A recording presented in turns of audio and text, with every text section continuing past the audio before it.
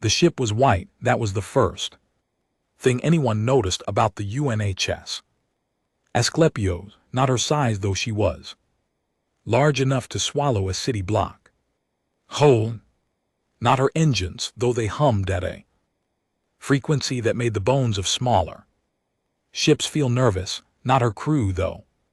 They were 847 strong and came from 31 countries and spoke 62 languages between them. The white, she was painted white from bow to stern, interrupted only by the red cross on her hull, a symbol so old that most humans had forgotten the wars that made it necessary. The cross was 40 m wide. You could see it from 3,000 km out. That was the point. That had always been the point. You could see it and you would know. You would know what the ship was and what it was not. You would know what lived inside her and what didn't.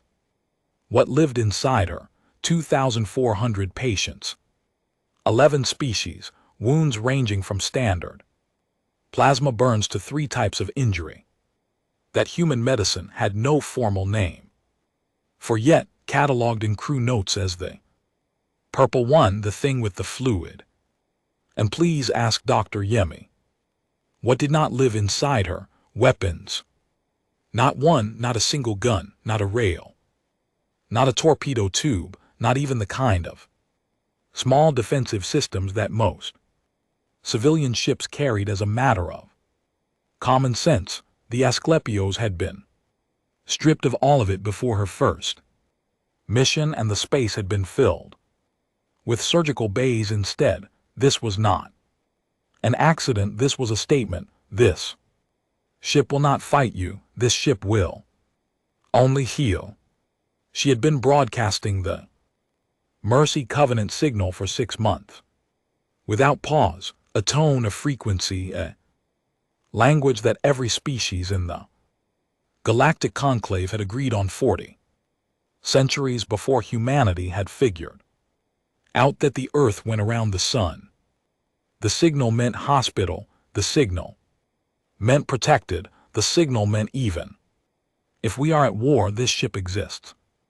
Outside of war, the Asclepios was 6 months into her run through the Keth War corridor. The corridor was ugly. 3 different wars had been chewing through it for 11 years, none of them involving humans, all of them producing casualties that had nowhere to go. Worlds without functional hospitals, ships full of wounded with no place to land. The wars were about territory and resources and ancient insults, the way most wars are, and none of the species fighting them had thought to stop fighting long enough to collect their injured. So humanity had done it. The Asclepios collected them.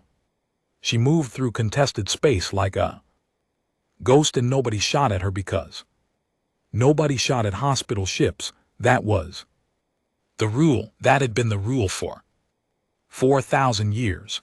It was older than most of the species currently sitting at the conclave table. It was the one thing everyone agreed on without argument, without negotiation, without fine print. Dr. Amara Solas was elbow deep in a Keth patient's secondary thorax when the proximity alarm sounded. She didn't look up. Proximity alarms on the Asclepios were common. Space was full of debris in the corridor, pieces of ships, discarded equipment, occasionally, embarrassingly, clears throat. Bodies. You checked, you logged, you moved on. What is it? She asked.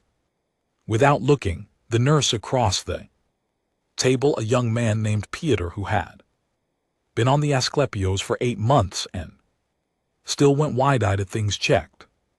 The panel on the wall, Voth's ship, he said. 3 of them heading. Peter looked at the panel for a moment too long. Amara, he said. She looked up. His face told her before he said it. They're heading for us. She looked back down at her patient. Keth's secondary thorax needed another 12 minutes of work minimum. She had been a surgeon for 19 years. She had operated through turbulence, through power fluctuations, through a period where the ship's oxygen system had hiccuped for 40 seconds and everyone in the bay had breathed a little harder and said nothing. She kept her hands steady. "Get me the bridge," she said. On the bridge gave her Captain Dara Reeves, 53 years old, 20 years in the UN medical fleet, a woman who had sailed the Asclepios through 2 active battle zones without a scratch on her paint. "Tell me they're passing through," Solas said. "They're not passing through," Reeves said. Her voice was flat, not calm. Flat was different from calm. Flat was what happened when calm was no longer available and something harder had to fill the space. "We're broadcasting the Covenant signal. Have been for 6 months, yes, and they know Amara." Silence, the hum of the ship. Somewhere in the corridor outside the surgical bay, a Nuon patient was clicking rhythmically, which the crew had learned meant pain and clears throat. A human nurse was clicking back in approximate imitation, which Dr. Yemi had learned helped. "What do we do?" Peter asked. Neither of the women answered him, because the answer was nothing. There was nothing to do. The Asclepios had no weapons. She had no speed to outrun Voth pursuit craft. She had no shields worth mentioning, because shields were considered armament under the Covenant, and the Asclepios had surrendered all of it. She had her white paint. She had her signal. She had the 4,000-year-old agreement of every civilized species in the galaxy, and across 800 km of empty space, a Voth admiral named Kreth Savron sat in her command chair and did the math.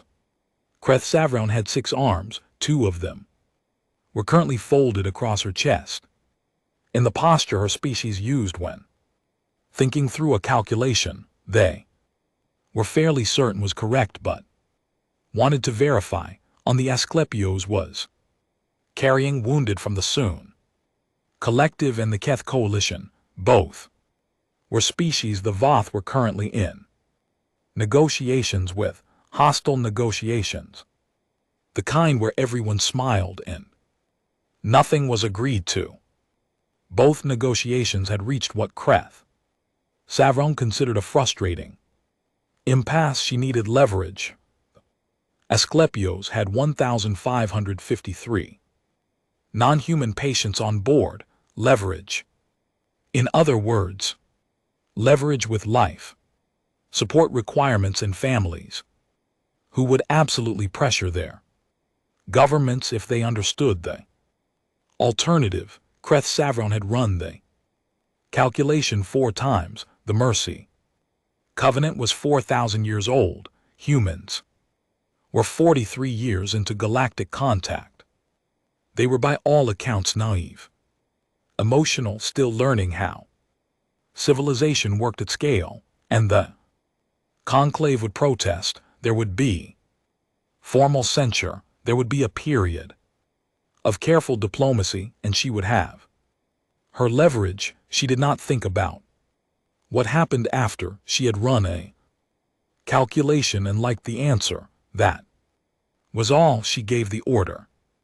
The attack lasted 11 minutes. Solas knew this because she finished the surgery. She kept her hands in the Keth patient's secondary thorax, and she did not stop. And she counted her breaths, and she finished the surgery while the ship shook around her, while the lights went twice, while Peter stopped clicking back at the Nuon patient in the corridor, because there was no longer a corridor. 11 minutes. She finished. She closed. She stepped back. The surgical bay was intact. The section of the ship she was standing in was intact. That was the Extent of the intact, she knew this. Because the ship had gone quiet in a way. That ship should not go quiet, the hum. Was wrong, everything was wrong. She stepped into the corridor and the corridor ended, not a wall, not a door. It ended, open space where ship used to be. The stars were very clear and very bright and very close in her suits. Emergency seal activated before she could think about it, before she could finish the thought she was starting, and she grabbed the wall with both hands and did not look at the stars. She did not look at the stars, she looked at her hands on the wall. She counted to 10. She looked up. She was the only person she could see. The distress call went out at minute 8. It was brief. The Asclepios' communication systems were already failing by then, so brief was what was available. The call gave coordinates, ship identification, covenant signal, frequency, and 3 words: we are unarmed, then nothing. The call was received by 11 vessels, the sector 2 of which were Voth, 5 of which were non-aligned, and 4 of which were ships from conclave member species. It was also received on a 6-second delay by Earth's relay station at the edge of the Keth War corridor. The relay station flagged it, automatically queued it, and transmit it to the UN Medical Fleet Command Center in Geneva. It arrived at 3:14 the morning Geneva time. The duty officer on shift was a man named Sergeant Paulo Ferreira, who had been awake for 6 hours and was on his 4th coffee. He received the distress flag, cross-referenced it with the Asclepios' last registered position, and followed protocol, which meant he woke his supervisor, Anchor, who woke her supervisor, who woke the director of fleet operations, who called the UN Secretary General, who sat on the edge of her bed in the dark and listened to 3 words: we are unarmed. Then nothing. By then it was 4:47 in the morning. By then the Asclepios had been silent for 93 minutes. By then Solas was the one who found the life pods, 4 of them functional. She got 31 people into them before the secondary systems failed. 31 out of the 847 crew and 2,400 patients. She did not have time to think about this number. She did not have the space for it. She sealed the last pod and went back for more people, and there were no more people. She did not go back to the pod. She sat on the floor of what remained of cargo Bay 7 in a suit that would hold atmosphere for another 9 hours anyway. She looked at her hands. They were still steady. She noticed that and did not know what to do with it. The news moved through the galactic conclave the way a fire moves through dry grass. By midday on Earth, every species with a seat at the conclave table knew the Asclepius, the Covenant frequency, the 11 minutes, 3,248 dead, 847 human crew, 1,553 patients from 11 species, and the 31 survivors in the life pods, because 3 of the 4 pods had been struck by debris before rescue vessels reached them. The math left 28 survivors out of 3,276 people. The conclave reacted the way civilized species react to atrocity. There were emergency sessions. There were broadcast condemnations from 14 species. The soon collective whine whose wounded had been on the Asclepius publicly severed their negotiation talks with the Voth hegemony. 3 conclave members called for Crest Sevron's immediate arrest and trial. The Noon species, whose patients had made up the largest non-human group on board, went into formal mourning, a 9-day observance that included a complete communications blackout, which, in practice, meant they weren't answering anyone's calls for a week. The conclave sent a formal message to Earth: condolences, support, a commitment to justice through proper channels. Earth did not respond. This was noticed. This was strange. Humanity's diplomatic offices were known for prompt communication. It was considered one of their more charming traits. The eagerness, the constant talking, and silence from Earth was anomalous in the way that silence from a very loud dog is anomalous. You notice it before you understand why. It's worrying. The conclave sent a follow-up message. Earth did not respond. 48 hours after the attack, conclave monitoring station near the Mars relay picked up unusual energy signatures from the Sol system. It flagged them as anomalous and sent the data to the analysis team. The analysis team looked at the signatures and sent them to a senior analyst named Dr. Priya Mehta, who had spent 11 years studying human civilization on behalf of the conclave's cultural continuity department. She had 3 published papers on human psychology. She had spent 8 months living in New Delhi on research exchange, or she had eaten something called a chaat at a street stall and had thought about it ever since. She looked at the energy signatures. She sat very still for a moment, then she pulled up her notes. 11 years of them, handwritten in a hybrid of 3 languages, the way she thought, in dense with observations and references and underlined passages. She found the entry she was looking for. She had written it 3 years ago after a series of interviews with human veterans of various conflicts.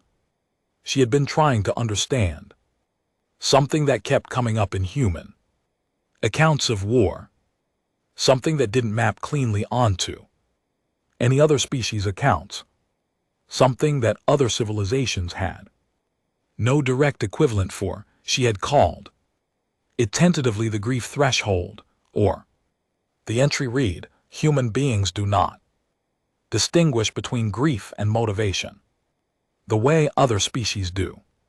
In most civilizations, grief is an ending, a period of cessation before life resumes. In human psychology, grief of sufficient magnitude does not end behavior, it redirects it. It becomes fuel, the human capacity for what they call purpose in loss, the transformation of mourning into directed action appears to have no upper limit that I have been able to identify. Do not mistake human diplomacy for human nature. Diplomacy is what they do when they are choosing peace. Observe what they do when they stop choosing it. She had underlined this last part. She looked at the energy signatures again. Warships, human warships, coming online in numbers she had not imagined Earth possessed. The Sol system was not quiet in the way of a species in shock. It was quiet in the way of something loading. She pulled up her secure channel to the Conclave Council and began composing an urgent memo. She noted the time: 6:31 a.m. station local. She sent the memo at 6:47 a.m. She found out later that it arrived 4 hours after. It became irrelevant. Sola's was the one they put on the broadcast. She hadn't asked for it. She hadn't volunteered. She had been sitting in a hospital room on Luna Station for 6 days, going through what the medical staff called debriefing and she called being stared at. They had checked her for injuries, for exposure, for psychological trauma markers. They had been thorough and kind, and she had answered every question in the same flat voice, and they had written things down. On day 6, but on a man came to her room. Young suit that cost too much. UNN insignia. He explained what they needed. She said no. He explained why it was important. She said no again. He left. An hour later a woman came. Older, no suit, just a gray sweater, the kind of sweater that meant she hadn't slept either. She sat down and she didn't explain anything. She just sat. After a while she said, I lost my daughter 3 years ago. Nothing like this. Car accident, mundane and stupid and terrible. Solis looked at her. I know it's not the same. I'm sorry, the woman said. I'm not saying it's the same. Then what are you saying? I'm saying I know what it looks like when someone is deciding whether to speak. Solis looked at the window. Luna Station had a view of Earth from that wing of the hospital, a blue and white curve hanging in nothing. They'll use whatever I say. Solis said yes, to justify what they've already decided to do. Yes. I don't know if I want that. The woman was quiet. Then do you know their names, your crew? Solis closed her eyes. She knew every name. She had been going through them in the dark every night since she got here. Not because she was trying to, because they were there. Costa, Yemi, Pieter, Reeves, 843 others, and the faces that went with the names and the voices that went with the faces, all of them. She said. The woman nodded. She said nothing else. She sat for another few minutes, and then she got up and left. The next morning Solis asked for a camera. She spoke for 4 minutes. She did not cry. She had not cried yet, and she was not going to start in front of a camera, because that was not what this was. This was something else, something that sat in the chest, lower than grief, heavier than anger, older than both. She said their names, not all 847.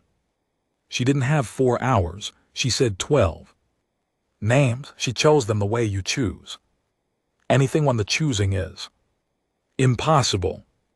Randomly, which meant she chose the ones she saw first when she closed her eyes. She said what they were doing. She said the word hospital 7 times. She said unarmed twice. She said mercy covenant. Once she held up her badge, the UNHS badge with the Red Cross on it. She said, this is what we were wearing. This is what the ship was flying. This is what it meant. She paused. I want you to understand what we were doing when they came for us. We were healing people. We were healing their people. We were not soldiers. We were not threats. We were doctors and nurses and orderlies and cooks and engineers. We got up every morning and we went to work and we tried to help. Another pause. That's all we were doing. She put her badge down. The broadcast cut. It was translated into the languages of every conclave species. Within the hour, it was played on every major network on Earth within 6 minutes. By the time the conclave's translation matrix had finished processing it, the UN Security Council had already been in closed session for 4 hours. By the time the conclave's cultural analyst doctor Maida watched the broadcast and understood what Solis' steady hands meant. Not shock, not dissociation. One, but the hands of someone who had decided. The Security Council was already voting. The vote took 11 seconds. It was unanimous. It had never been unanimous before. It had never been unanimous about anything before. The stars outside the window of Luna Station's hospital room looked the same. As they always had, cold, bright. Indifferent. They would not look the same much longer. The Security Council went dark. At 9:00 a.m. on a Tuesday, not quiet. Dark. Every diplomatic channel Earth went to static. Every scheduled communication with the conclave, with member species, with allied stations, all of it stopped. The feeds went dead. The ambassadors stopped answering. The public messaging system for the UN went offline for the first time in 22 years. The galaxy noticed, and they noticed the way you notice when a neighbor who talks constantly stops talking mid-sentence. You turn around, you look. You wait for them to finish. Earth didn't finish. 6 hours of silence. 7:12. The conclave's communication desk flagged it as a technical fault at hour 2. By hour 5 they had stopped calling it a fault and started calling it a concern. By hour 12 they had opened a special session of the council. Not about the Asclepios. That session had already been called, already been argued through, already produced 3 formal statements and a committee. But about the silence, about what the silence meant. Species who had been watching humans for 43 years offered opinions. The new one, representative, still in their formal mourning colors for their own dead on. The Asclepios, and said humans grieved loudly and then stopped. The silence was the stopping. It would pass. The soon collective's delegate, a four-eyed being named Vaster, who had spent a decade as a cultural liaison on Earth, said nothing for a long time. When pressed, she said, "You are asking the wrong question." And GT clears throat. And GT, what is the right question? Council chair asked, "What are they doing during the silence?" Vaster said, "Not what the silence means, what is happening inside it." Nobody had a good answer for that. Inside the silence, the Security Council was doing something it had never done. Agreeing. Every nation at the table. Every bloc, interests that had been opposed since before the conclave first. Contact, old borders and older grudges. The economic rivalries dressed up as policy. All of it sat in a pile in the corner of the room and nobody looked at it. The document on the table was short. It had been drafted in 3 hours by a committee of 12 people from 6 different nations. And it said very little in the way that very few things say very little and mean everything. It was not called a declaration of war. The conclave's translation matrix ran it through 17 linguistic frameworks trying to find an equivalent. The matrix was 4,000 years old and had been built to handle the most complex diplomatic language any civilized species had ever produced. It processed the human document for 9 minutes. It produced 3 words, then flagged those 3 words as inadequate, tried again. The closest it could assemble from pieces of 17 languages was something that translated approximately as, "We are coming, we are not stopping, there is nothing you can offer us." This was the translation the conclave received. The council chamber went very quiet. Rear Admiral Usra Akofer was in her office at Fleet Command when the vote came through. She had been a surgeon before she was an admiral, hands-on, precise, the kind of doctor who finished surgeries that other surgeons started, because she did not have the ability to leave things incomplete. She had traded surgery for command at 40 for reasons She did not explain to people who asked, and explained very clearly to herself. She had been in command of the 7th Fleet for 6 years. In that time she had run 3 active zone operations, 2 humanitarian deployments, and 1 situation that the official report called a complex intervention, and that the people who had been there called the worst 11 days of their lives. She had never lost a ship. She was looking at the Asclepio's manifest when her aide knocked. The aide said, "Admiral, the vote," she said. "Aram I." No.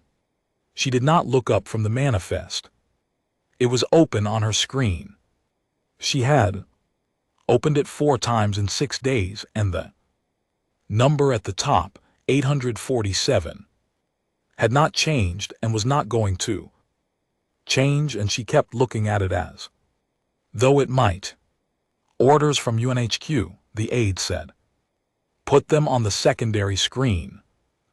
Orders came up. She read them without moving her face. The manifest was still on the primary screen. The names were very small in standard text. She had been reading them in the dark at night. Since she heard it, she knew them without looking. "When do we ship?" she asked. 72 hours for first wave, full mobilization by week 3. She nodded. She closed the manifest. She opened it again. The aide understood. The aide left. The mobilization that followed was not impressive to the galaxy. That was the honest truth of it. Human warships were not the most advanced in the conclave. They were mid-range in firepower, mid-range in shielding, below average range, and powered by a propulsion system that 3 conclave species had considered obsolete for 2 centuries. The galaxy had seen humanity's military capabilities assessed twice in formal conclave reviews. Both times the assessors had been polite. The second assessment had used the phrase developing potential, which was the diplomatic equivalent of not yet. The Voth hegemony received detailed intelligence on the mobilization within a week. Kreth Sovereign reviewed it personally. Humans were moving ships, more ships than she had expected. That was a surprise, the sheer number. But still the same ship, the same technology. She gave it to her analysts, and her analysts gave her a timeline. 6 months for Earth's fleet to reach Voth space, 2 years for them to pose a meaningful threat, plenty of time. She had her legal team draft a position paper on the Mercy Covenant. The position paper argued that the Asclepios had been in contested space, that the designation of medical neutrality was ambiguous in active war zones not involving the protecting party, and that a good faith misidentification could not be held to the same legal standard as a deliberate attack. The position paper was 37 pages. It was the best legal argument available. She sent it to the conclave with a cover letter expressing deep regret. The Voth sent the position paper to Earth on day 4. Earth didn't respond. They sent a follow-up on day 7. Earth didn't respond. Kreth Sovereign sent a personal message directly to the UN Secretary General on day 10. Formally worded, correct in every diplomatic protocol.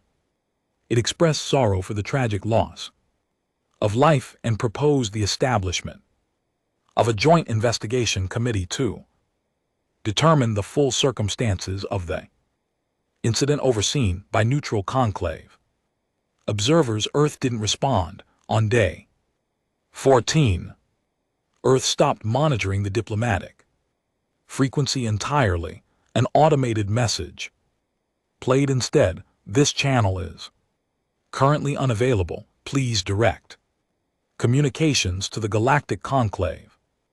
Mediation Office. The Conclave Mediation Office received approximately 400 communications from the Voth hegemony over the following month. They received 0 from Earth.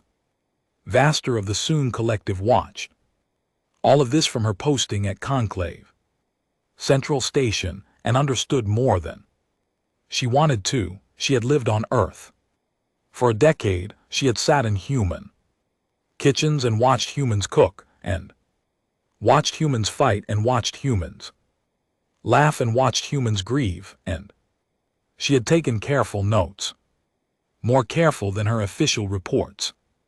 Notes she kept in a private file she had never shown the conclave. The private file had one section she had spent a long time on. She had titled it in a human language she had learned to think in, What They Don't Let Go. The section was about how humans related to their dead, not clear's throat the rituals. She had documented those separately. They were well covered in official research. This was about something underneath the rituals, something that persisted. Most species mourned and then reorganized around the loss. They filled the space. They moved the furniture of their lives, and the dead person's absence became part of the new arrangement. Humans, Vaster had observed, did not always do this. Some deaths they did not fill, some deaths they carried, not as weight. Weight implied burden, implied something they wish they could put down. More like material, like a sculptor who had found a particular kind of stone and decided everything they built after would use it. She had not known what to do with this observation when she wrote it. She understood it now.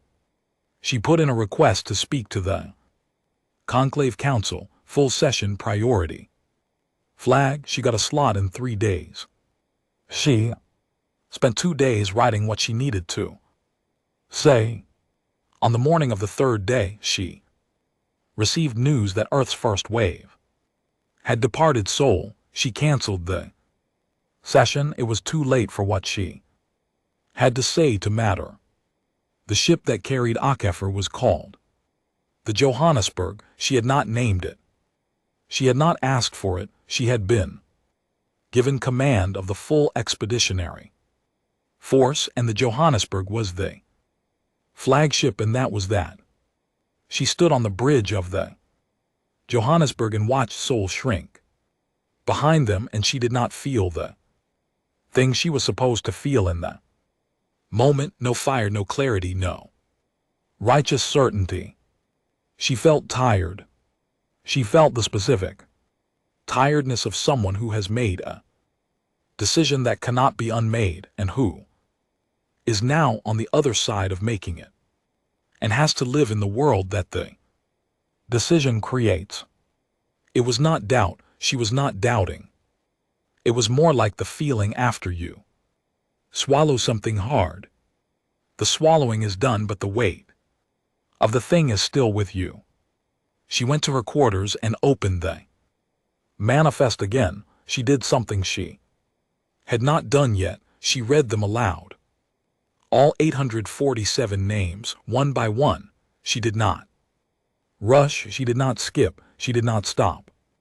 When her voice got strange on certain names, the ones she knew, the ones that attached themselves to faces and voices, and one very specific memory of Dr. Yemi explaining over terrible ship coffee that the noon clicking communication system was actually similar in some ways to a human language he had learned as a child, and that he thought he might be able to hold a basic conversation if he practiced. She finished at 3:00 a.m. She sat with the silence for a while, then she closed the manifest, closed her eyes, and slept 4 hours. In the morning she was up before her crew. She did not open the manifest again. She Did not need to, she had them now all. Of them, they were not going anywhere. Elaine Marchetti had been a diplomat for 30 years. He was 61, white-haired and with the kind of face that had been good-looking once and was now distinguished in the way that good-looking becomes distinguished when it has been through enough. He had mediated border disputes. He had talked two species out of a resource war that everybody had agreed was inevitable. He had over 30 years built a reputation as the man you sent when the situation was past saving and you wanted someone to save it anyway. He was currently Earth's ambassador to the Galactic Conclave. Or he had been. He was watching the mobilization feeds from his office at Conclave Central Station when the Soon Collective's senior delegate requested a meeting. He agreed. He knew what the meeting was about. He poured himself coffee and sat behind his desk, and the Soon delegate came in. A different one from Vostor, a more senior official whose name was Pelinvar and who had 3 centuries of diplomatic experience and who had negotiated the Soon's entry into the conclave before Marchetti's grandparents were born. Pelinvar sat. Pelinvar laid out an offer. It was a comprehensive offer. Marchetti listened to the whole thing. He was good at listening. It was the skill that had built his career, the ability to actually hear what people were saying and what they were not saying at the same time. The offer included Cressive runes, formal censure, her removal from command, her trial in front of a conclave tribunal. It included reparations, significant ones, real ones, not a diplomatic gesture but actual resources directed to Earth and to the families of the dead. It included restructured protections for medical vessels. It included a formal apology from the Voth hegemony, recorded and broadcast on every major conclave network. It was a good offer. In any other situation, it would have been an extraordinary offer, the kind of offer that ended conflicts, the kind of offer that got you remembered. Pelinvar finished. He had taken 22 minutes. He was concise for a being of his age and experience. Marchetti nodded slowly. He said, "That's a very thorough proposal." Pelinvar said, "We believe it addresses the full scope of the violation." Marchetti looked at his coffee. He said, "I understand why you think that. Losses are grievous. No one disputes this, but continued escalation benefits no one. Let the conclave process deliver justice. That is what the process exists for." Marchetti was quiet for a moment. Pelinvar was 300 years old. He had seen a great deal. He had seen species make the decision to step back from the edge. He had been the one who helped them step back most of those times. He was very good at reading the pause before someone said yes. He had spent 3 centuries learning to extend that pause, to let it breathe, to let the person find their way to yes. He thought Marchetti was in the pause. Marchetti was not in the pause. He said, "That window is closed." He said it the way you say a thing that is not a position, not an opening bid, not a stance to be negotiated from, a description of reality. The window is closed. This is a fact about the window. The window is not open. The window will not be opened. There is no window. He stood up. He extended his hand in the human custom.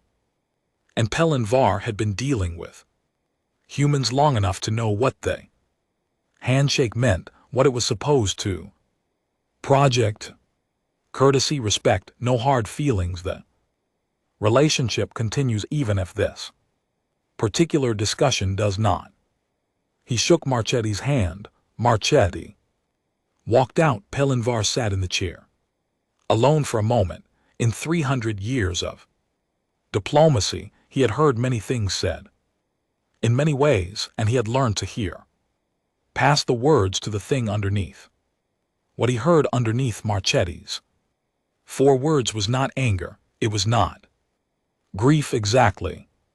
It was something he didn't have a name for in his language, or any language he had learned. It was the sound of a door that had already been shut, not slammed shut.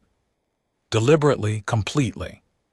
The way you shut a door when you are leaving a room you will not return to. He sent an urgent communication to the Voth hegemony. He did not recommend that they wait 2 years. The fleet hit the edge of Voth-controlled space on day 49, ahead of schedule. The analysts who had calculated 6 months had used human ships' rated speed. They had not accounted for the modifications that had been running continuously since hour 1 of the mobilization.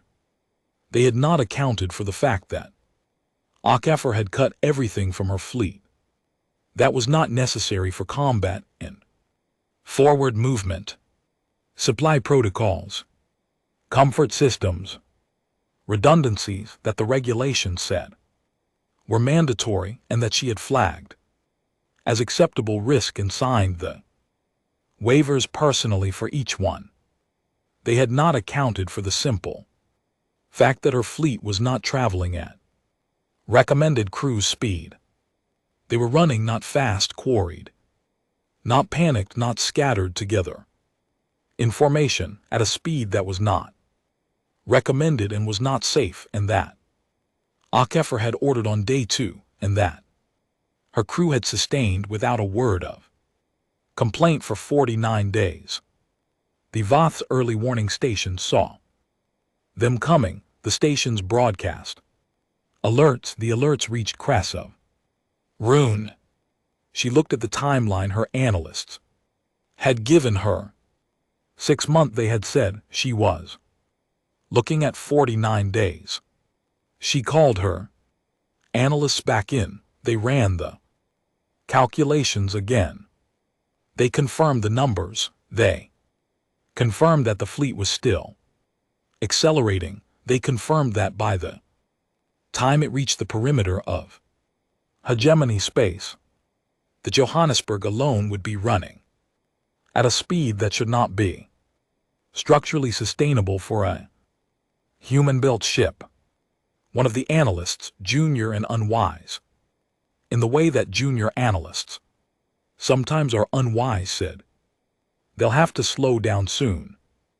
The senior analyst looked at the readouts. The senior analyst said nothing. Krasov Rune dismissed them all and sat alone outside the window of her command ship.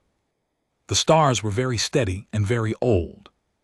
She thought about her calculation. She thought about what she had not included in it. She tried to include it now and found that she did not have the right numbers. She did not know what number to put in the box that was labeled roughly what they will accept as sufficient. She had assumed there was a number. She was beginning to think she had assumed wrong. The Voth fleet at the Kethvar perimeter was called the Second Claw. It had 17 ships. I mean, by the standards of the Galactic Conclave, it was a medium force, not a show of overwhelming power, not a patrol, something in between.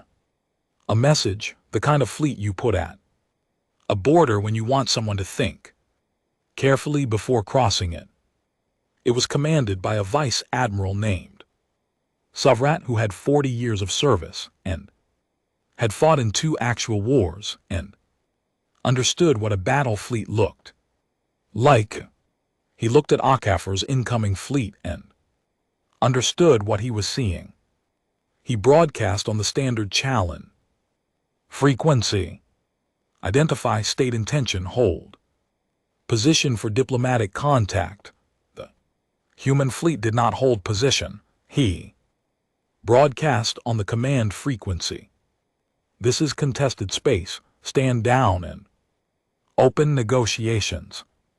The human fleet did not stand down. He tried 3 more frequencies. He was methodical about it. He was a professional, and professionals used every available step before the last. 1. The Voth had a doctrine for this. It was called the 7 contacts, and it was the established process for de-escalating a fleet confrontation. Contact 1 through 6 existed to find the off-ramp. Contact 7 was the off-ramp not being there. Sovret went through contacts 1 through 6 in 20 minutes. He moved to contact 7. He opened fire. The engagement lasted 4 hours. This was the first thing the galaxy would talk about for years afterward. Not the outcome. The 4 hours, because Sovret's fleet hit the human formation with its first salvo, and the human formation did not break, it did not scatter. 3 ships took damage in the first 60 seconds, serious damage. Oh, the kind of damage that should have pulled them back to defensive distance to assess and regroup. They kept coming. Sovret adjusted. He was a good commander. He reformed his line. He targeted the flagships, the communication hubs, the ships that formation needed to function as a formation. It was correct tactical thinking. The human formation absorbed it and kept coming. By hour 2, 2 human ships were gone. Not disabled, gone, and Akefer's fleet was still accelerating into the engagement zone. Sovret had never seen fleet absorb losses like this without pulling back. The math said pull back. Any rational calculation said you are losing ships. Reconsider, find another approach. The humans were not pulling back. By hour 3, Sovret's fleet had taken losses it had not taken in any engagement on record. He broadcast a ceasefire signal. The human fleet did not cease fire. He broadcast on the Mercy Covenant frequency. That particular frequency was only used for specific communications. Hospital vessels, humanitarian operations, the most protected class of signal in galactic law. He had never used it in a fleet action. Nobody had ever used it in a fleet action, but it was the universal frequency. Everything in space was required to monitor it. Everything in space was required to respond. He broadcast his ceasefire request on the Mercy Covenant frequency. The response came from the Johannesburg. Directly, it came from Akefer. Personally, she said, you use that frequency to kill my people. You don't get to use it to save yours.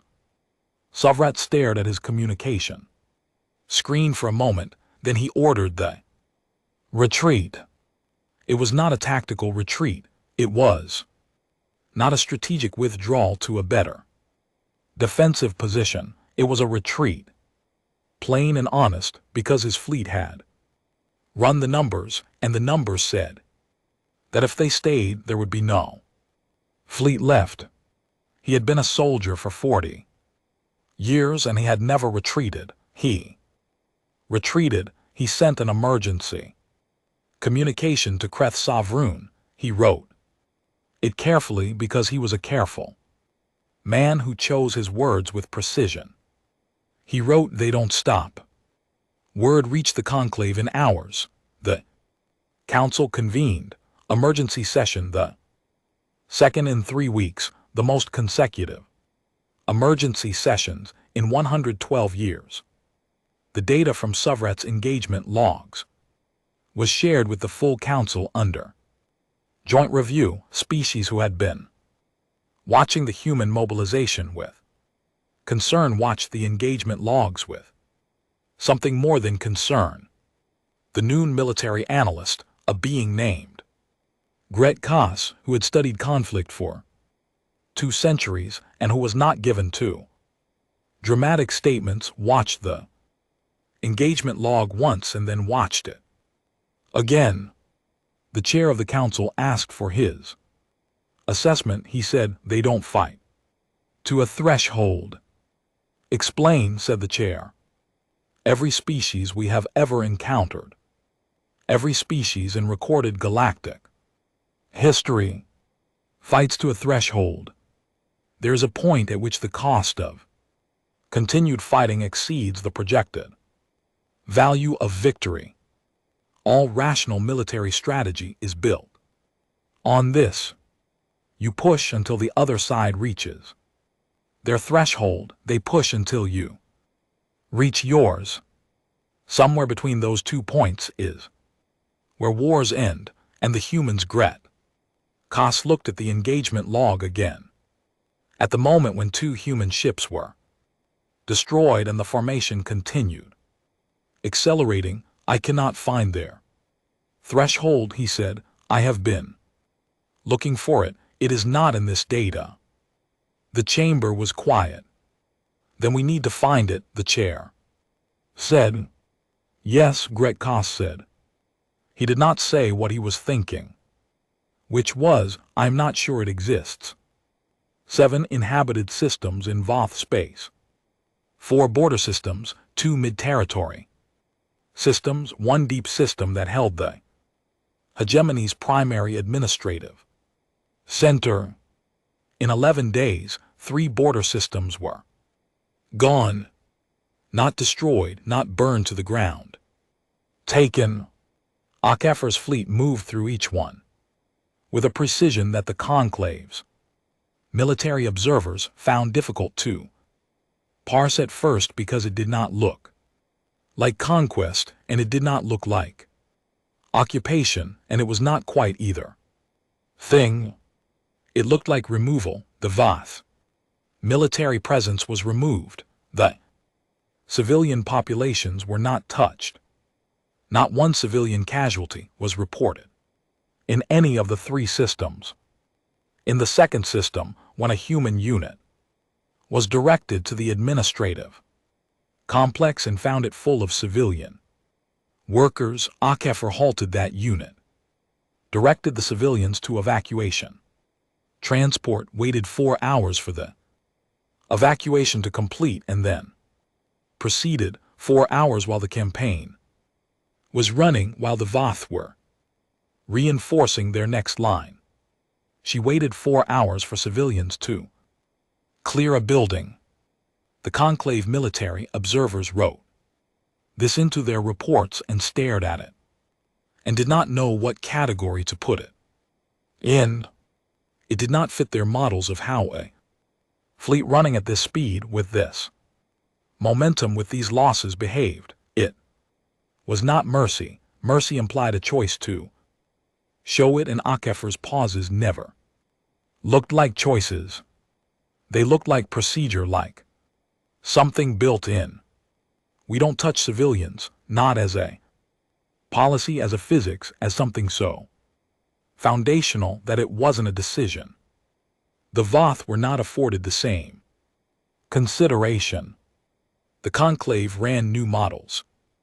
Previous models had said 2 years for humanity to pose a meaningful threat to the hegemony.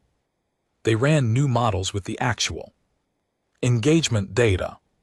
They ran them 4 times, and the models said 4 months for the Voth hegemony to functionally collapse as a military power, 3 months if the human fleet maintained its current pace, which the models also noted should be impossible based on standard ship endurance ratings, but which was in fact happening. The council called another emergency session. Species who had no direct stake in the Conflict were now very interested. The Aresi ambassador, a spider-like being, named Voss Thin, who had been attending conclave sessions for 600 years and had the kind of composed authority that 6 centuries of attending things gives you, asked one question. She asked, "Is there anything we can offer them to stop?" The room considered this. Voss tour of the Soong collective, who had been very quiet in recent sessions, he said, "I think that may be the wrong question." "What is the right question?" Voss Thin asked. Voss Tor said, "Whether they are doing this to win something or to finish something. Because if they are doing it to win, then yes, there is probably something we can offer, but if they are doing it to finish..." She did not complete the sentence. She didn't need to. On day 7 of the campaign, the Johannesburg held a memorial. It was not announced. No communication was sent to any external party. It was an internal matter. Every ship in the fleet received the signal and went quiet. Not combat quiet. They maintained all operational readiness. But the communications that were not combat essential went still. HFY stood in the Johannesburg's main hall. The hall was not designed for ceremonies. It was a large multi-use space with overhead lighting too bright and floors too hard and all the warmth of a cargo bay. She hadn't asked for anything to be done with it. She stood in the middle of it. She read 847 names out loud. She read them the way she had read them in her quarters on the way here. Not performing, not projecting, just reading, just saying them, giving them the space of being said. Some of them she knew how to pronounce exactly, some she was approximating, and she knew she was approximating. She read them anyway. She read the non-human names with the same care she gave the human ones, doing her best with the sounds. It took 2 hours and 19 minutes. Her crew stood with her for all of it. Nobody sat, nobody made a sound. When she was done, she stood in the silence for a moment. She said, "Advance."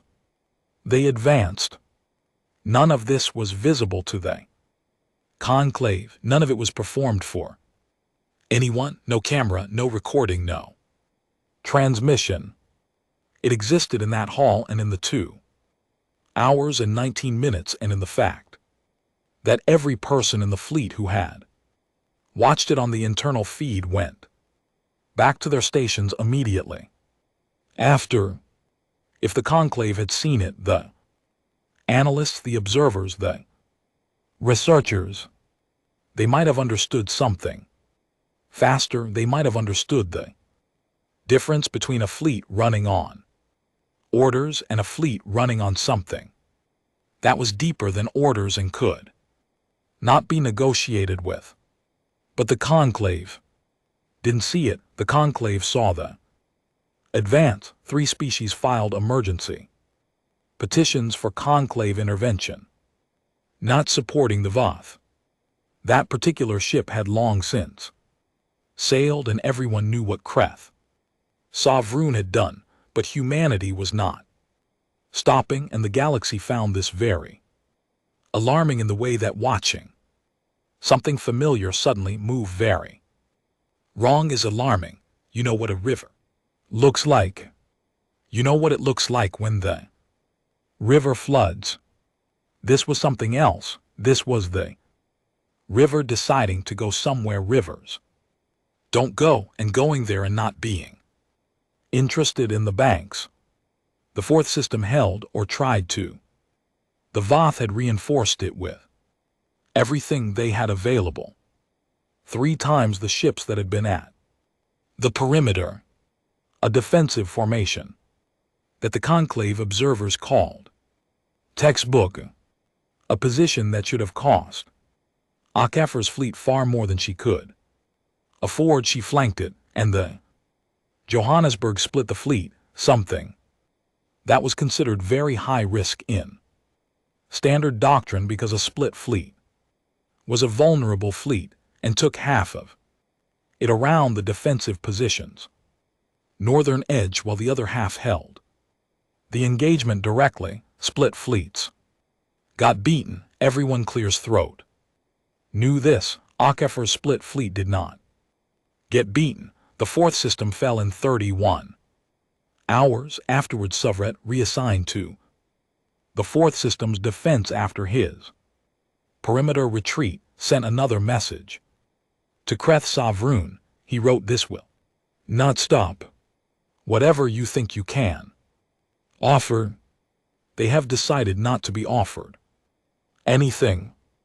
I do not know how I know this. I know it." Kreth Savroon read the message. She read it twice. She called her legal team not to file more diplomatic documents. Acheron. The offer of personal surrender came through the conclave's formal channels. On day 9, Kreth Savroon, commanding admiral of the 3rd Splinter Fleet, offered herself in custody, handed to human authority, answerable to whatever tribunal Earth named in exchange for a ceasefire. It was a significant offer. In galactic law, the personal surrender of a commanding officer was the highest value step below the full capitulation of a government. It had ended conflicts before.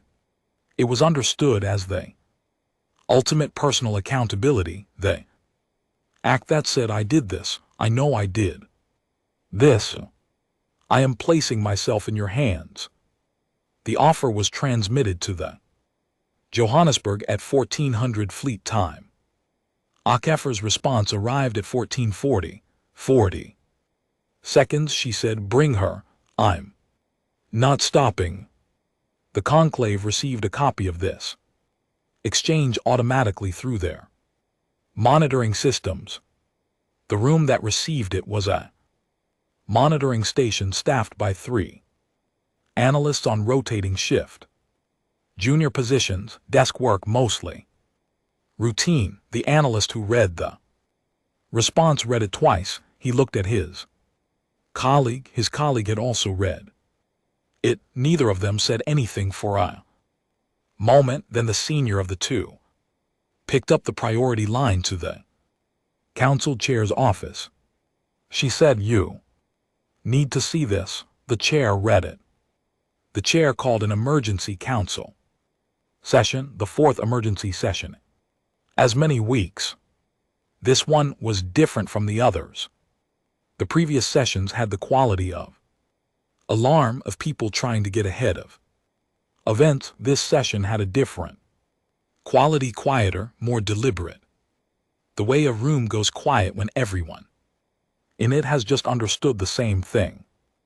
At the same moment, one of the Voth allied species, the Ariza, through their ancient ambassador, Voth Thin, proposed the formation of a joint intervention fleet, not to fight the humans. That particular conversation was had very briefly and was very quickly confirmed to be not a conversation anyone wanted to have. To stop them, there was a difference. At least everyone agreed that there should be. On day 11, the 5th system came under bombardment. HFY's fleet did not stop. For it, they ran simultaneous operations, the 5th system under pressure while the 4th system was being secured, and the 6th system was already being scouted. The Voth had 7 inhabited systems. 3 were gone, the 4th was gone, and the 5th was going. Gret Koth, the conclave military analyst who had said he could not find the humans threshold, updated his models again. He put new numbers in the boxes. He sat back. At the current rate, not a projected rate, not an estimated rate, the actual rate of the actual campaign. the Voth hegemony would cease to exist as a functioning military and political entity in 31 days. He stared at 31 days for a long time. 6 months. That was what the models had said at the start. 6 months. Not 31 days. He thought about what was different.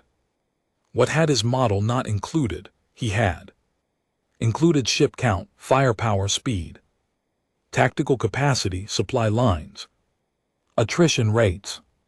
He had not included whatever it was that was making Aker's fleet run past the point where his model said it would stop, when he still did not know what number to put in that box. He was beginning to think the box did not have a number. He was beginning to think that was the thing the galaxy had failed to account for, not the ships, not the tactics, the 2 hours and 19 minutes, the thing that the Johannesburg's hall held for a morning, with no cameras for nobody but themselves, that they then walked back from to advance. He did not know about the 2 hours and 19 minutes, but he was starting to feel the shape of them. The Joint Intervention Fleet assembled. In 3 days, 9 species, 42 ships. Firepower that the galaxy had not assembled in one place since the last time everyone had agreed something needed to stop, and nobody had wanted to be the one to let it continue. It was not a war fleet. Oh, that distinction was made very carefully in the official conclave communications and in the unofficial conversations behind closed doors, and in the careful language of the joint resolution that authorized its assembly. It was an intervention fleet.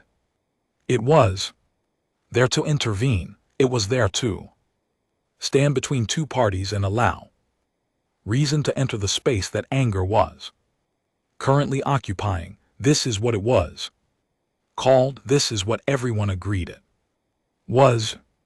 Nobody standing in the conclave chamber when the resolution passed said out loud what everyone in the chamber understood: that 9 species had just assembled 42 ships, because one species with fewer ships and older technology was 6 days away from ending an entire civilization and would not answer its messages. Joint Intervention Fleet assembled. It moved to intercept. High Arbiter shell toss of the noon one was 800 years old. In 800 years he had mediated 47 interstellar conflicts. He had sat across from species that wanted each other dead, and he had found the thread. There was always a thread, he had come to believe. Always something to pull that lead away from the worst outcome. He had pulled 47 threads. 47 times he had found the thing that worked. He had a reputation in the conclave not for brilliance. Brilliance was common. His reputation was for patience. He had the kind of patience that 800 years of practice builds, the kind that does not crack under pressure or speed up under urgency. He would find the thread. He led the Joint Intervention Fleet. He composed his broadcast to Aker carefully. He spent 6 hours on it. What he was aware that he was 800 years old, and that in 800 years he had learned how to speak to species that were angry, that were grieving, that had convinced themselves there was no other way. He knew the words that opened doors. He knew how to find the dignity in a position and speak to that dignity and let the person on the other side feel heard enough to move. He sent the broadcast. He said, "You have made your statement. The galaxy has heard it. Stand down and let the conclave finish this. The conclave will finish this. You have our word." He waited. The response came from the Johannesburg in 11 minutes. The response was not words, the response was a chain. In the human fleet's formation, it split. HFY watched the joint fleets position on the tactical screen and made the decision in about 4 seconds. It was not a difficult decision, it was a decision with a very clear logic and a very clear risk. The logic was the joint fleet was not here to fight her, and she did not want to fight it. And if she went around it, she would signal that she could be managed by interposition, which she could not. If she went through it, she would either fight 9 species simultaneously, or she would make them choose whether they were actually prepared to fight her. She did not think they were prepared to fight her. She split the fleet, half continued toward the 6th Voth system.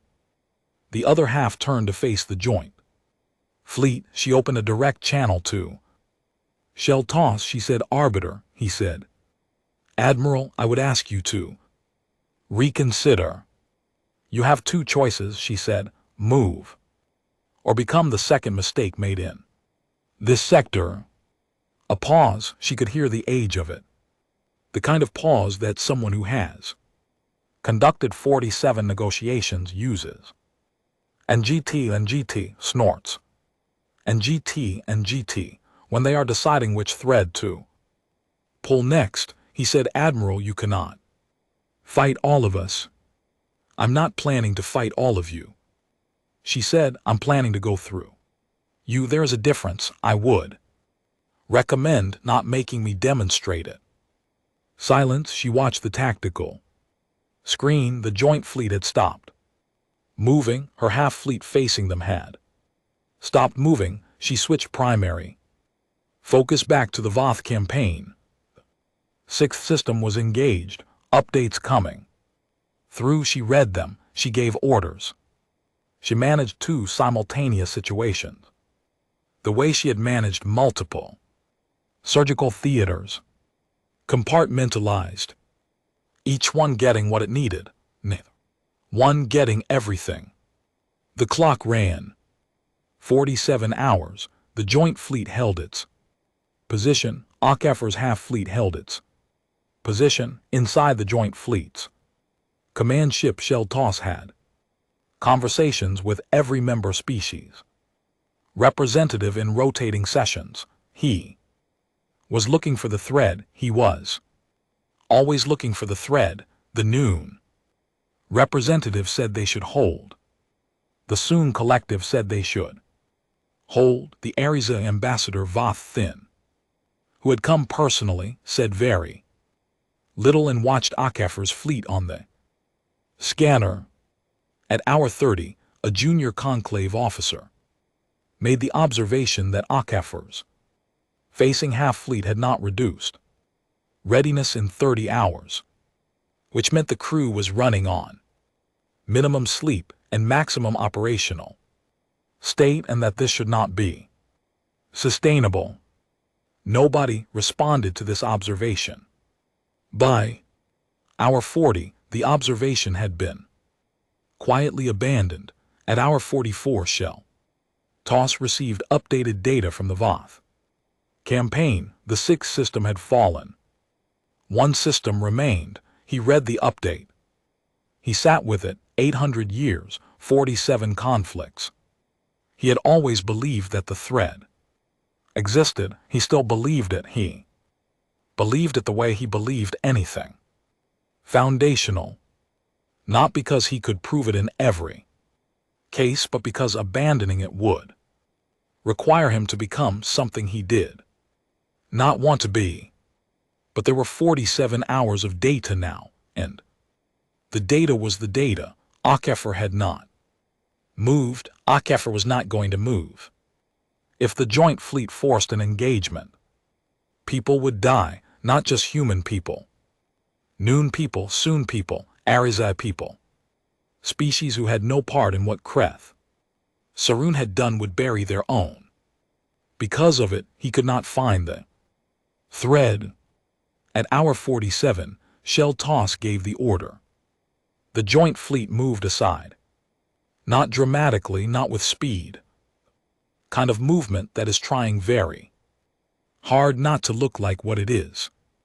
42 ships from 9 civilizations, adjusting their position in space, widening the corridor, making room for passage, a 9-species armada stepping out of the road for one woman.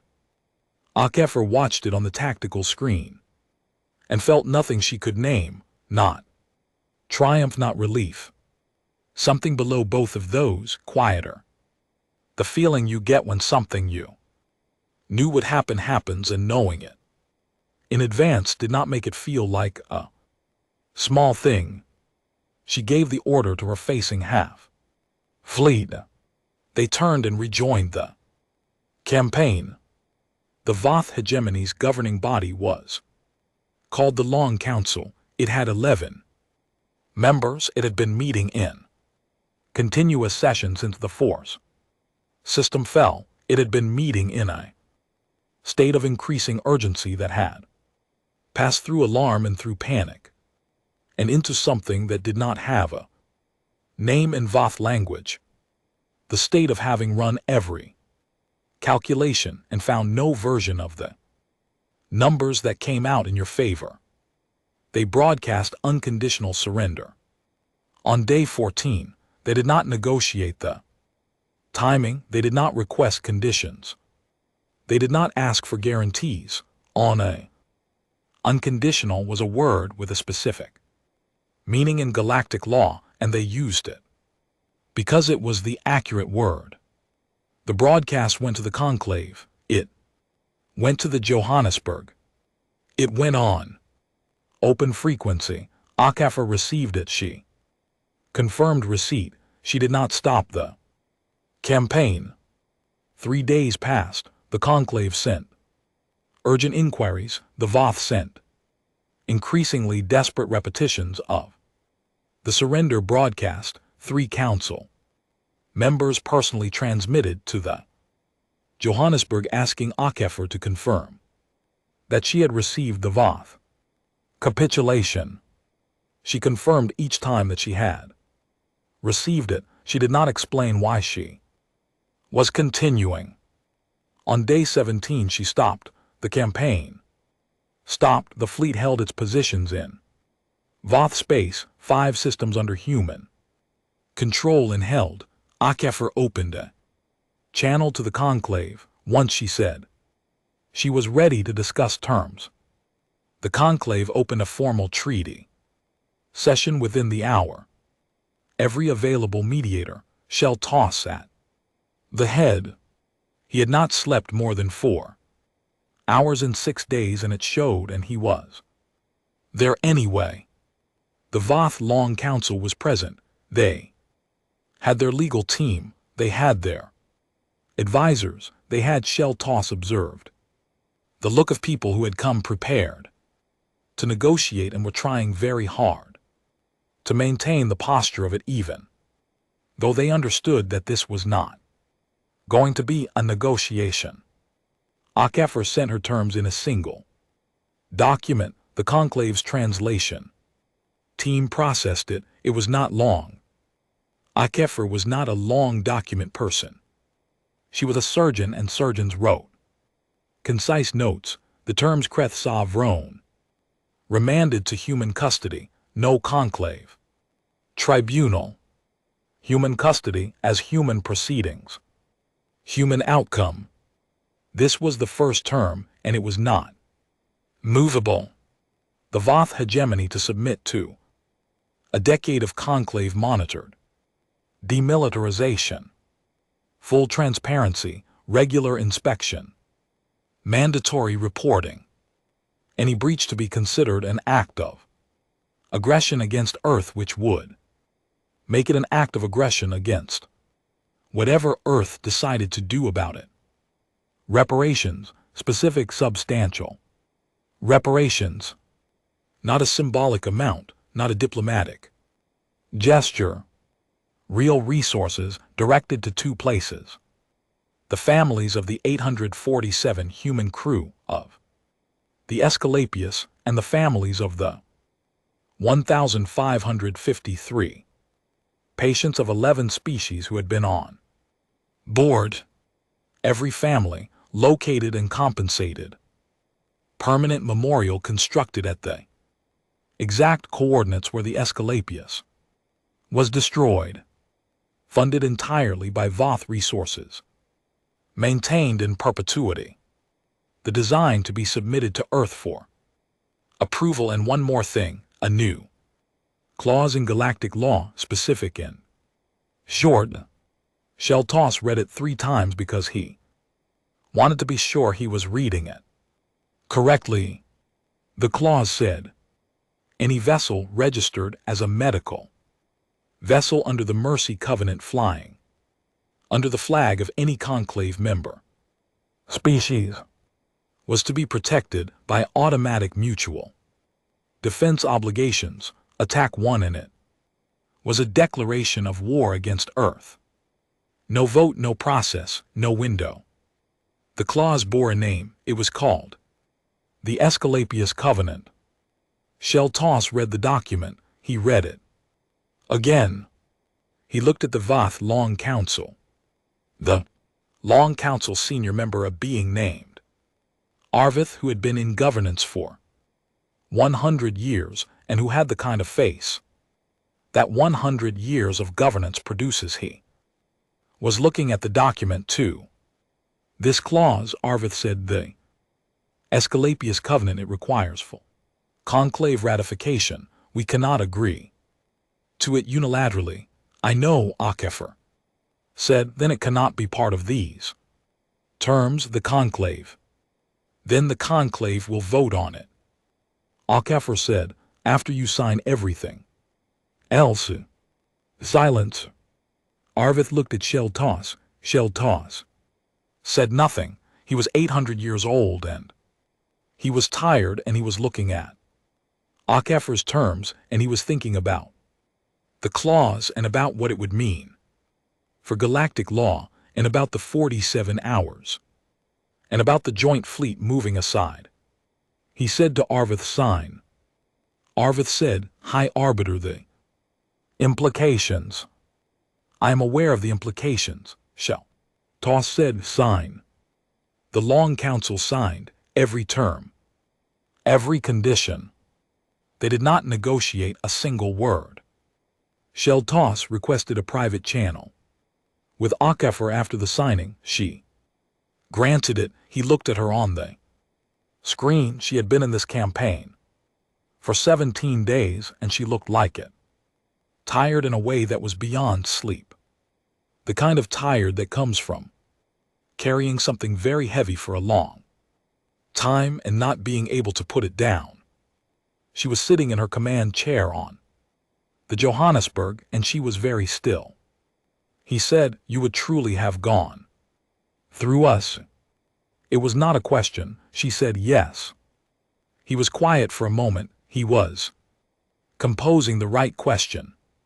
In 800 years he had learned that the right question asked correctly was the thing that opened doors. He said, why, I want to understand, not diplomatically, not for the record. Why? She looked at him. She was quiet for long enough that he thought the channel had issues. Then she said, because they went to work every day to save lives. She stopped, started again.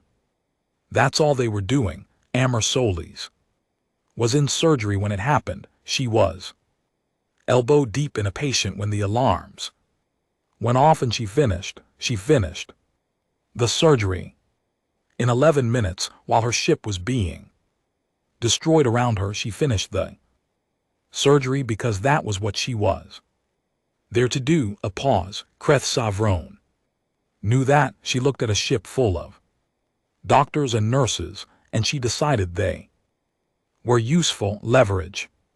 A calculation. She put people who went to work every day to help into a box labeled resource, and she used them. Akefer was not angry. He could see that this was not the voice of anger.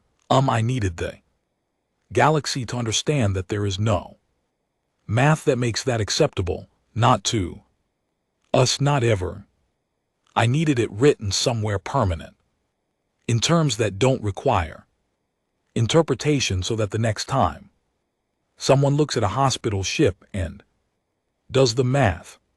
She stopped. The math comes out different, she said. Sheltos looked at her. 800 years. He had spoken to hundreds of leaders of hundreds of species on hundreds of occasions that mattered. He had a sense for when someone was performing and when someone was not. She was not performing. She said, I know what you're thinking. You're thinking I could have let the conclave process handle it, that the same result could have been reached without. She gestured vaguely at the space around her that was formerly Voth-controlled. Oh, all of this. The thought had crossed my mind, he said. Maybe, she said. Maybe the conclave would have reached it in a year, 2 years, with fine print and exceptions and review periods. She looked at him steadily.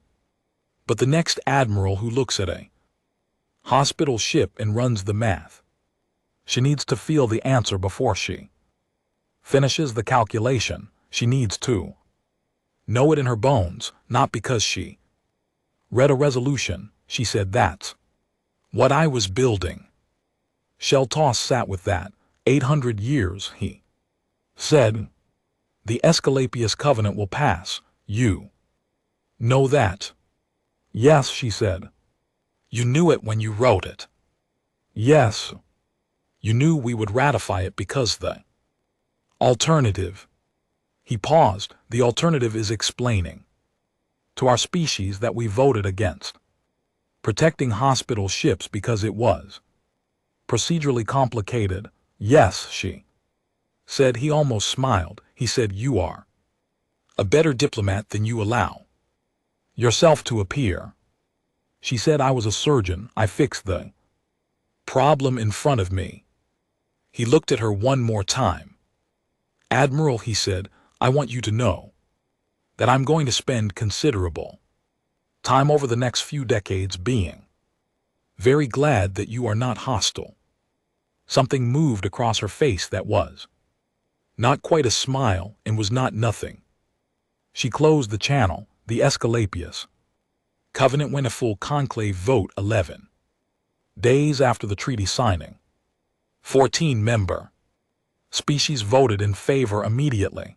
The remaining 3 requested clarification on the mutual defense obligations.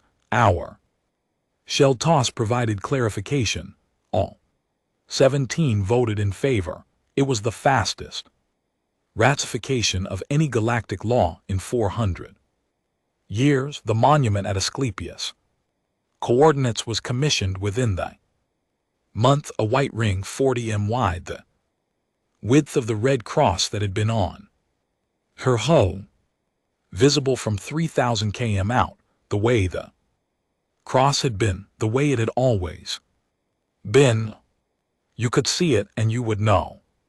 3 years later, the galaxy was not the same, not dramatically different, not in ways you could point to from the outside and say, there, that is where it changed. It was quieter than that. More like the way a room changes after a window is opened in it. Everything looks identical. The furniture is in the same place, but something has moved through it, and it is not going back to what it was. The Asclepius covenant had been in effect for 2 years and 11 months. In that time, 0 medical vessels had been attacked. This number sounds obvious. It sounds like the floor, like the starting point, like the thing that was always supposed to be true. But the researchers who track conclave conflict data understood what the number meant. In the 4,000 years before the covenant, there had been 11 recorded attacks on medical vessels, not many, not a pattern anyone had called a crisis. but 11 times across 4 millennia. Someone had done the math and liked the answer. Nobody had done the math in 2 years and 11 months. The conclave's cultural researchers had a theory about why. No. They called it calculated deterrence in their papers and cited strategic realities and mutual defense obligations, and the changed legal framework. Vast tour of the Soon Collective, who had read every paper and found them technically accurate and fundamentally incomplete, had a different word for it. She called it memory, the galaxy. Remembered 47 hours, the galaxy. Remembered a 9-species armada. Stepping sideways, the galaxy remembered the answer that had come back in 40 seconds when Cress of Rune offered herself in exchange for ceasefire. Bring her, we're not stopping. The memory did work, the math came out different. Not because of the paper it was written on, because of what everyone now knew lived on the other side of the calculation. Cress of Rune served her sentence at a facility in New Zealand. It was a low building set into a hillside with windows on 3 correct. They ensured she had adequate food that her biology could process, adequate climate, adequate access to communication. She was not placed in a cell. She had a room with a door that locked from the outside at night and opened in the morning. She had expected something different. This was the thing she spent the most time sitting within her first months there. She was a military mind. She understood punishment, deterrence, the use of suffering as policy. She had expected suffering. She had expected the kind of treatment that matched the size of what she had done. Something proportional, something that communicated through its harshness what the Covenant had communicated through its language, only instead she got New Zealand and people who called her by her name and a window that faced a mountain. She asked a guard about this once. Guard was a woman in her 30s, local, who had a very direct manner and who Cress of Rune had come to understand was approximately the opposite of someone who would be diplomatic about things if pressed. She said, "Why am I being treated this way?" The guard said, "What way?" "Humanely." The guard considered this. She said, "You killed doctors, yes. We're not going to become something worse than what you did just to make a point." Cress of Rune thought about this for a long time. She was still thinking about it 3 years into her sentence. She wrote a document during her 3rd year that the conclave eventually classified as supplementary philosophical material and added to their legal ethics archive. It was not a confession, it was more like an accounting, an attempt to trace the exact shape of the calculation she had made and identify where specifically the calculation had been wrong. She identified 2 errors. The first was assuming that the Mercy Covenant was a rule that operated by consensus and could therefore be tested when consensus was inconvenient. The second was harder to write.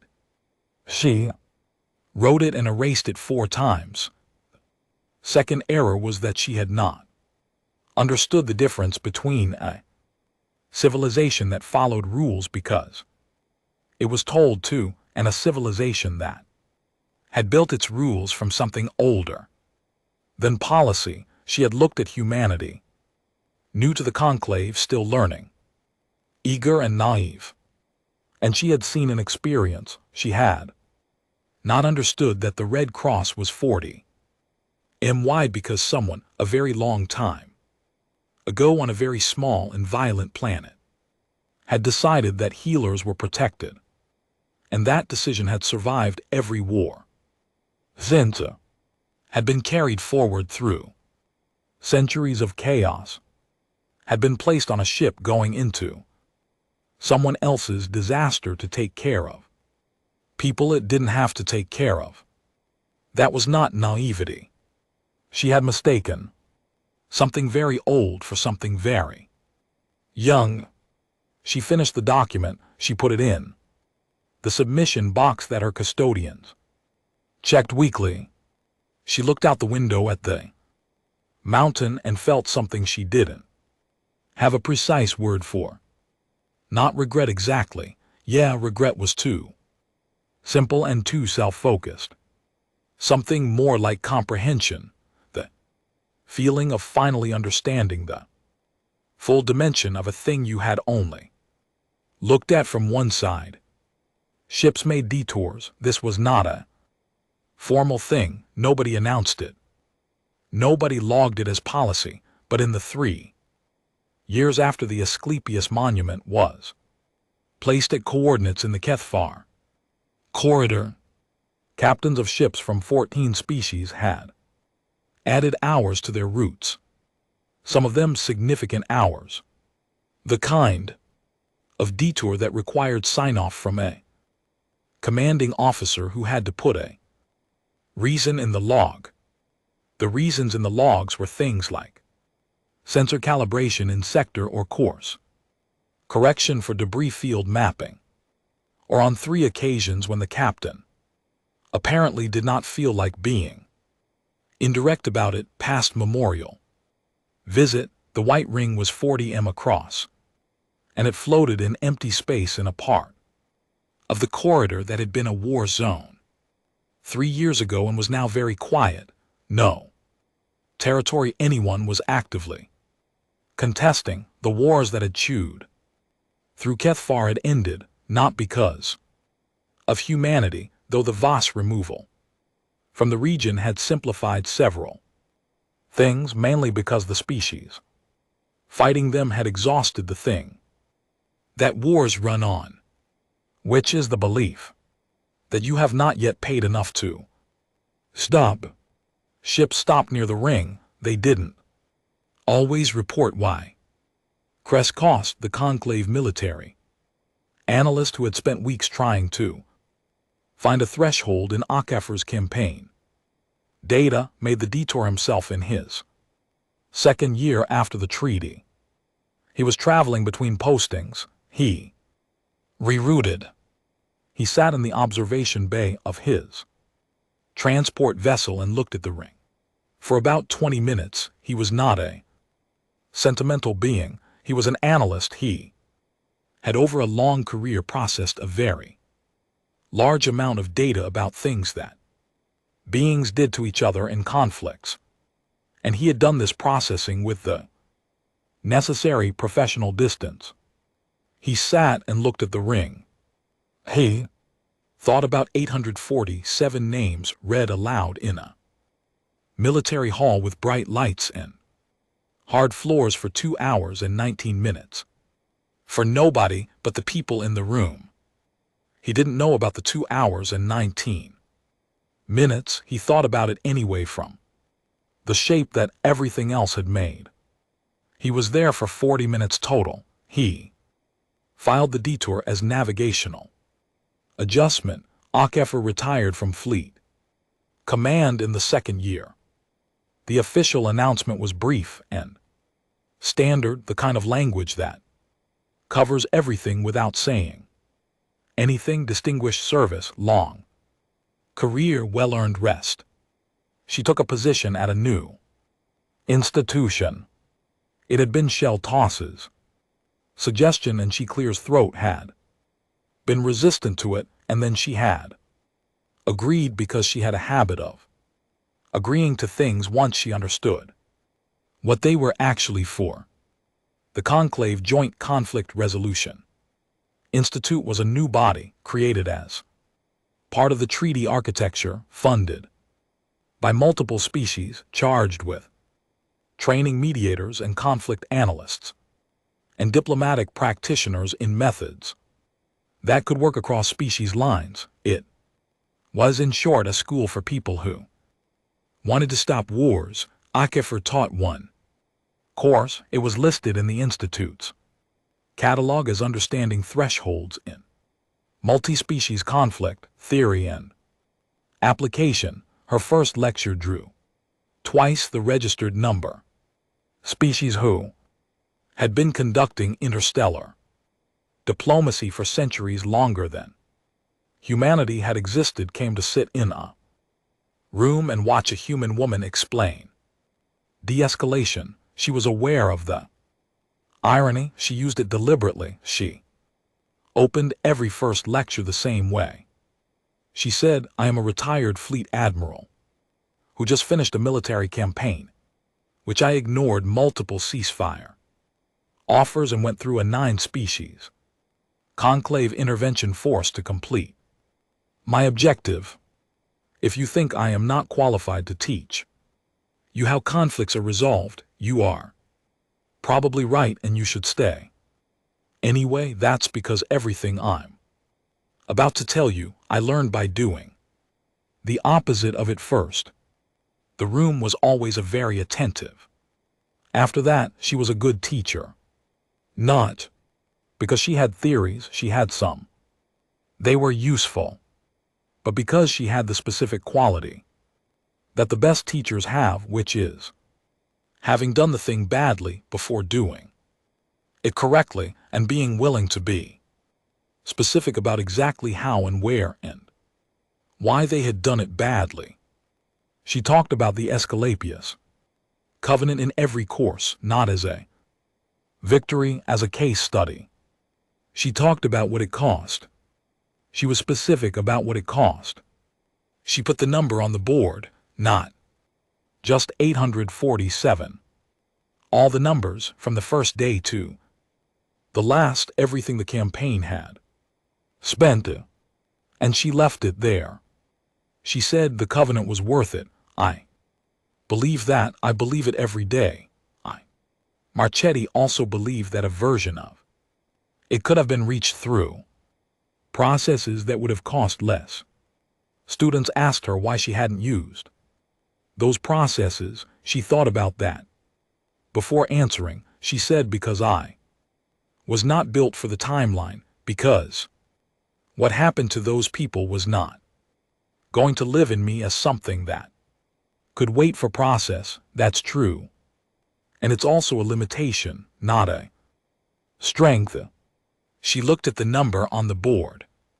The covenant is permanent because of what it cost. I know that. I think about whether there was a version where it became permanent without that cost, and I don't know the answer, and I am going to think about it for the rest of my life.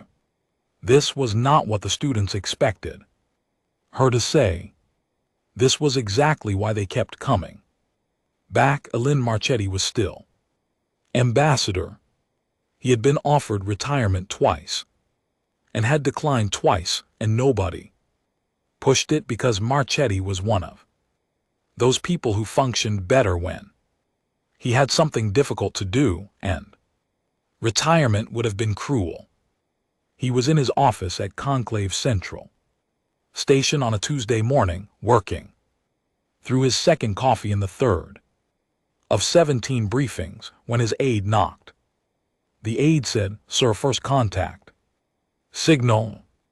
Marchetti looked up. The aide said, "New species." They reached out directly to Earth. He set down his coffee. "Where from?" "Edge of the third arm. They've been observing the conclave for 600 years apparently. They call themselves the Arith. 600 years of observing. 600 years watching galactic civilization from a distance, and they had chosen now to announce themselves."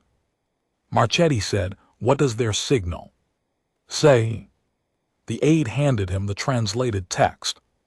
He read it again. The signal said, "Are you the ones who burned 3-star systems over doctors?"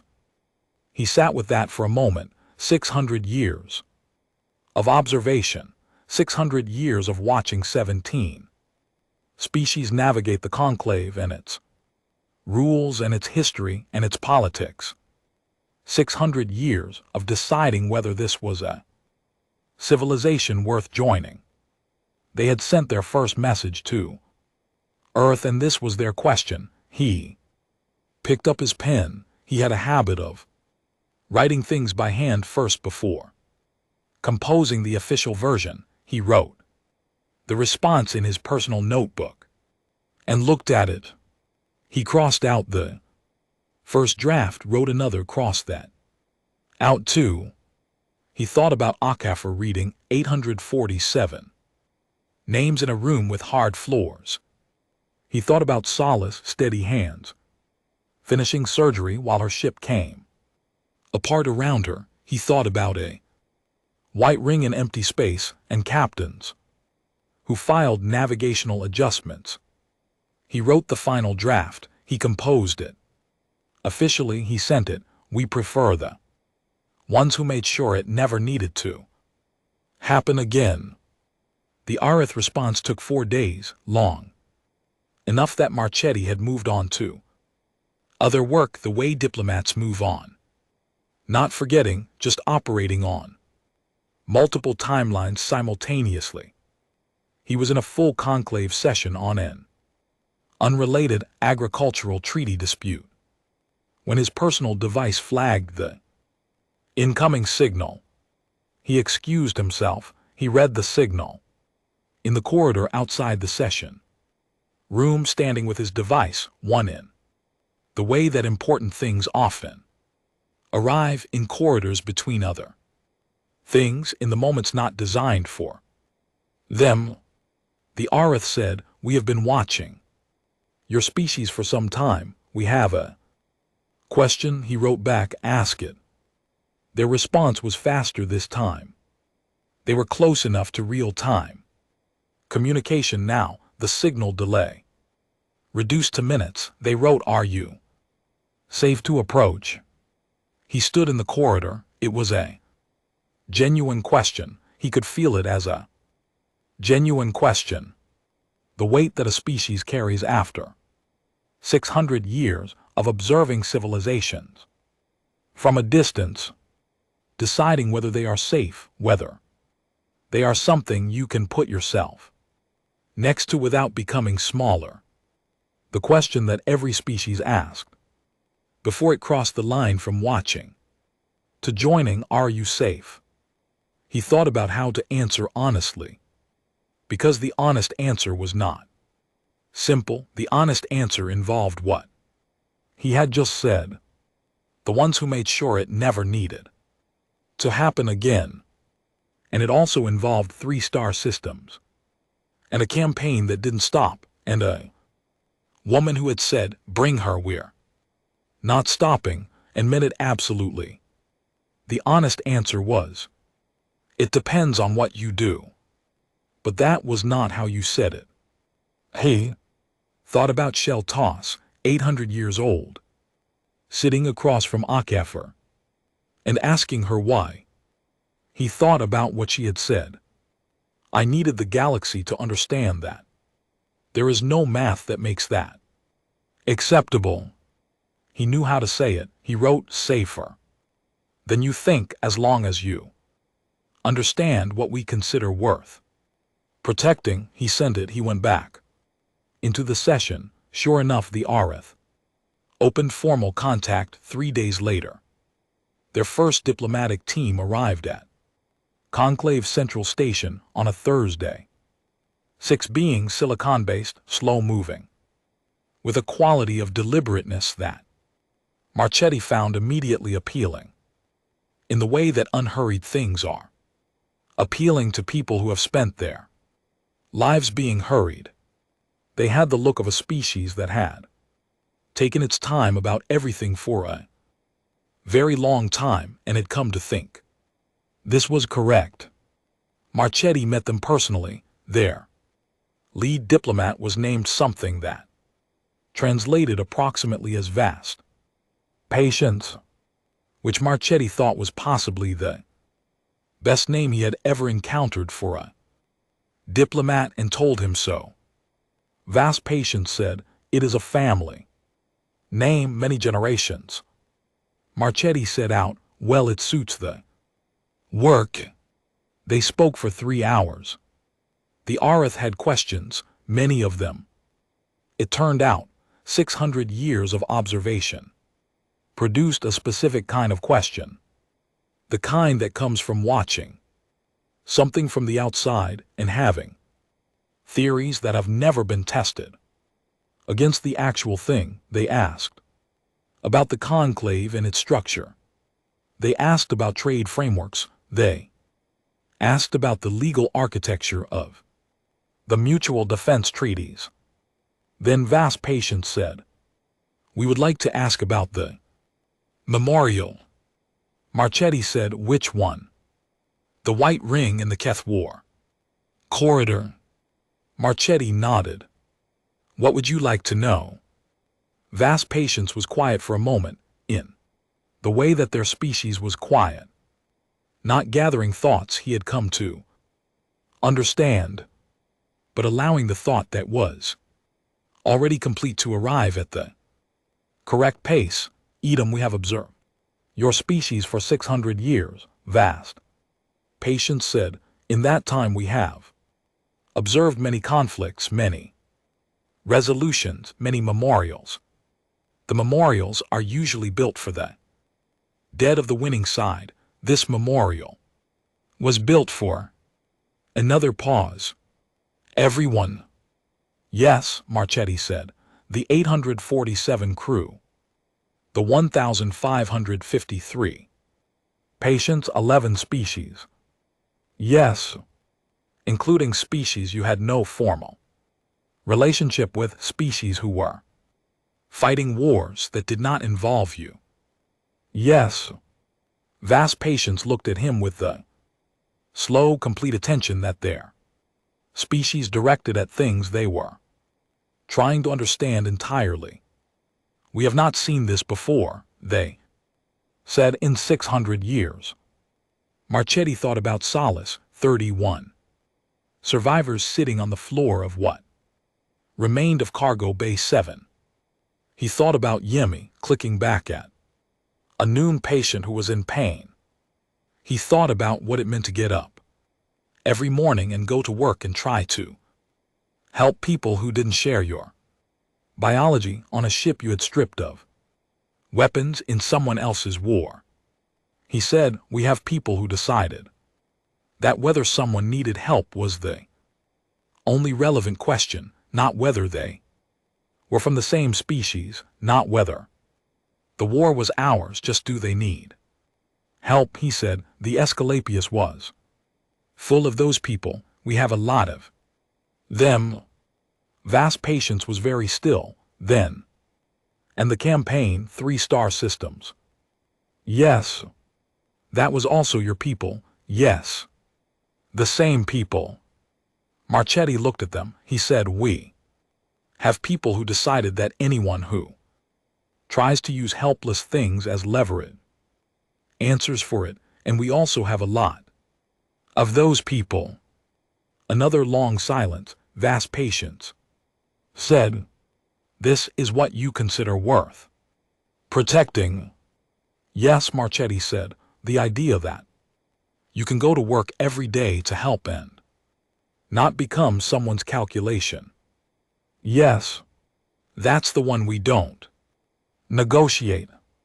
Within the first month, the Arith registered 4 hospital ships under Escalapius Covenant protections. They had not yet formally joined the conclave. The membership process had barely begun. There were committees and reviews and the kind of procedural thoroughness that a species with 600 years of patience brought to things. But the hospital ships were registered.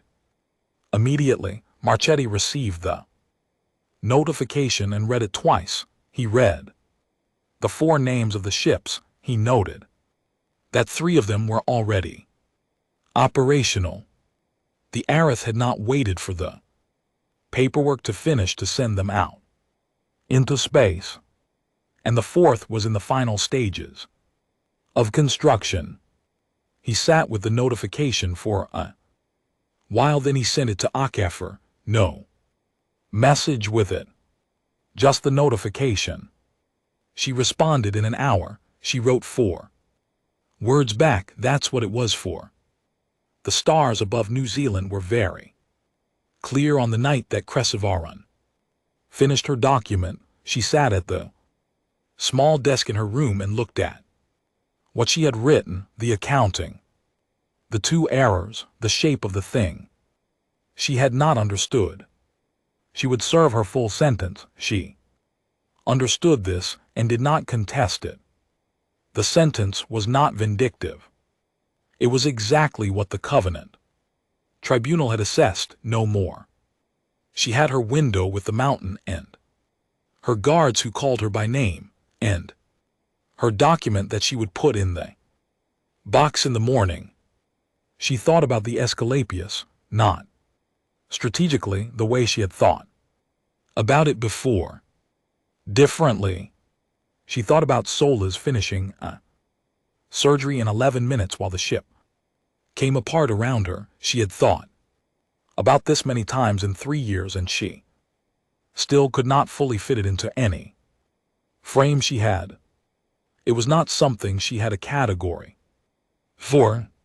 This woman, this doctor, had been in the middle of saving a life, and the world had ended around her, and she had kept going, not for leverage, not for position, not because someone had calculated an outcome, because there was a patient. That was the whole of it. Cresavaran looked at her document. She added 1 line at the end, almost. She wrote, the error was not tactical, it was a failure to understand what kind of thing I was looking at. She put the document in the box. She looked at the mountain for a while. The mountain had been there for millions of years. It had the patience of things that have been through a great many events and remain. She had read about mountains these past 3 years. She had read a great deal, having the time for it, and she understood that they were not still. They moved very slowly, grinding and shifting over ages in a motion too slow to observe. Things that looked like they were not moving were sometimes the things that moved the most. She went asleep. The conclave's quarterly report 3 years after the Esculapius included a small note in its appendix. It noted that the Mercy Covenant we in the period since the ratification of the Esculapius Covenant had been broadcast by a record number of vessels, not just medical ships. The report noted that 3 non-medical vessels had begun broadcasting the frequency as an act of. The report used the phrase solidarity signaling, which was a new category they had created because the old categories did not cover it. Ships that had nothing to do with medicine broadcasting the hospital frequency, not because they had to, because they wanted the universe to know where they stood. Sheltos read this appendix note on an afternoon when he had not slept enough and had too many things on his desk. He read it twice. He thought about what it meant. He thought about Akafer's face on the screen when she had said, that's what I was building. He understood, reading the appendix note, that she had built something she had not known she was building, not a legal framework, not a deterrent, a signal, something that moved through space at the speed of radio waves, that said, I know what healers are worth, that said, there is a number in the calculation you are not including, that said, some things are not available for leverage, and had been saying it for 2 years and 11 months without stopping. 40 m wide, visible from 3,000 km out, so you could see it and you would know.